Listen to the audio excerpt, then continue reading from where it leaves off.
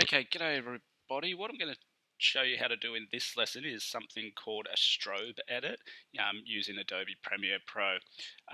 So what that is, it's a strobe edit. It's when you take a video clip and you kind of cut it at regular intervals, which that creates a slight gap between each cut. And you can see on my timeline down here that that's what I've done in Premiere Pro.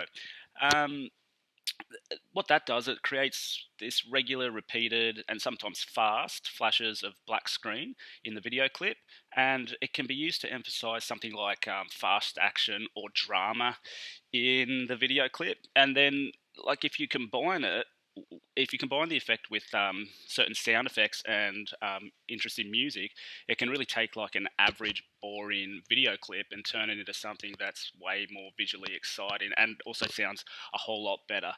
So what I'll do is I'll just show you the final version, rendered out version, and the original film clip. So this is the original clip of the strobe edit that I created. And mine's not very good, but you guys will come up with some really cool ideas for this, I'm sure. So let's have a look at the original clip.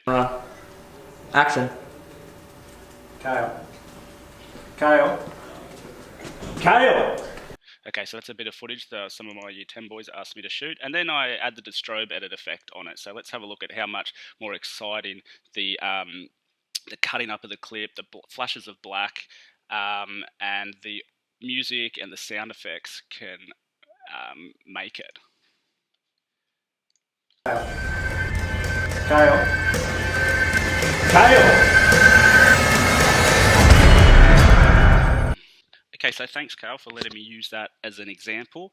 All right, so what I'm going to do now is I'm going to show you how I created it in Premiere Pro. Now, it's not going to be a step-by-step tutorial because that would probably take too long, so you do have to have a bit of knowledge of the program, I guess. But I'll just show you what I've done here. Okay, so the first thing is what I did was I cut the video clip up into different segments, and you can see from the gap here in the light blue clip that represents the video layer. And what I did was I just grabbed the razor tool and I just cut it at certain parts, and I didn't think too much about it, so because I was in a hurry, but you guys can put a lot more thought into it than what I did. So cut, and then get the move tool and just kind of separated the clip slightly. Now the trick here is, see how it snaps to each side. What you can do is, if say I want to move this clip just a little bit, and so I can get right next to it, and I can have a quick black flash, because all these gaps in the clip will create blank bit of video which create that strobe-like effect. So say if I want to just move it a frame at a time, what you can do is you can hold the command key down on your Mac and then use the right or left arrow, and watch what happens. It just moves it over one frame at a time. So I probably should have a quick little gap there. No, there's no little gap there, so I might just command one more, and then that's a quick flash there instead of a more long, drawn out flash. Okay, so that's the first thing I did. The next thing that I did was down here is the dark blue, or is the audio of the actual video clip. Now, I didn't touch the audio of the video clip only because in the footage when I speak in it, my voice gets louder and louder each time I say Kale's name. So I just left that. The next thing that I did was I grabbed this light green clip here. Is if I mute the other audio tracks, you'll notice I've got 3 audio tracks going on here. If I mute the other audio tracks, let's just listen to it. Okay, that's a sound effect that I got. It was just like a scrape or something like that. Again, I didn't think too much about it, but it was the quickest thing that came into my head. Now, to get that sound effect, what I did was I went to a cool website here called Free Sound, and you do need an account for it, but it's really easy to do. And I just typed in something like scrape, and then there's a whole heap of sound effects for free that you can grab and you can use in your project. So what I did was I used that effect. I used the razor tool again and cut it up, and I matched it with the flashes, or with the film clip, sorry. and so that every time the film clip was on, the scrape sound would play, and then it would stop in the blank part. Now you'll notice that it does get louder and louder. So how I did that was a couple of ways you can do it, but a little trick here in Premiere Pro is if you put your mouse just here and you double click, you can have a look at the audio and video layers in a lot more detail, and you can see this line here that slowly gets higher and higher, and then it finishes here. That represents the volume or the amplitude of the sound. So it starts out low in this clip and it slowly gets higher and higher, and it matches the rising of the volume in my voice. Okay, so to do that, you could just do it straight in here. You could, if you double click and open the channel up, you can just, up and down, and you can notice the numbers minus, increase and decrease, and the dB stands for decibels. Okay, you could also go into, if you select a clip, for example, move the timeline over, select the clip, and you can go into your effect controls, which I'm in, and if you go into volume, the volume tab, and then if you go into level, you can also either scrub this, click and drag and scrub that up and down, and that'll change the level. And you'll also know there's a keyframe in here, but I'll explain that in a minute. So you could do it that way as well to each of the clips. So it's probably easier to keep it for the simplest way is just to do it in the channel itself. Okay, double click that to close it. Like I said, I didn't touch this dark blue audio clip here because my voice slowly ramps up or rises up anyway in volume.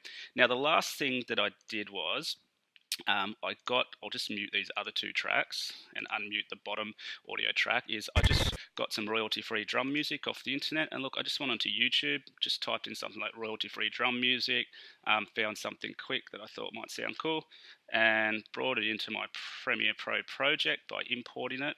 And what I did was, if I open this one up, let me have a look at the audio layer. I'm not sure you can. I know you can't really see it, but I'll show you in the effect controls. What I did was I started the music out so that it was low. It was at a low volume, and as the clip went through, it slowly increased. So with this selected, how I did that was I used keyframing. So I just jumped into the volume panel. All right, and what I did was I just made sure level was on, the toggle animation. It's blue if it's on. Okay, if I turn it off, you'll notice that I don't have any keyframes, so I'll just undo that. It should automatically default to on. And what I did was I dragged, I just dragged the, actually I might just show you how I did it quickly. So I'll delete the keyframes like I did. I think that's probably going to be easier. So in level, I put animation on. Automatically, I've got a keyframe at the end here. And what I did was I dragged the volume of the audio to a really low level.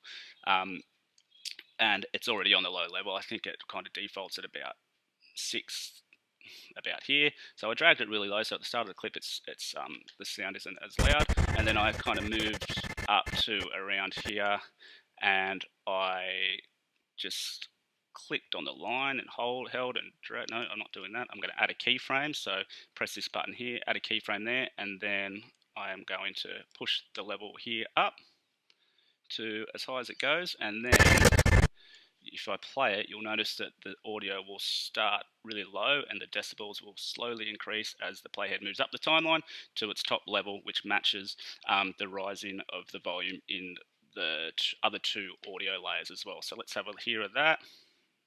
Just on its own, I've got the other two tracks muted.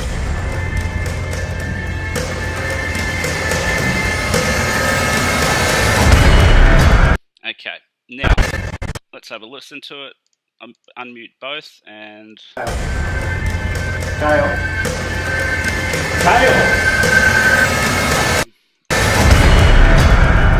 And there you go. So that's your basic strobe edit in Adobe Premiere Pro. So see what you can come up with, have some fun with it.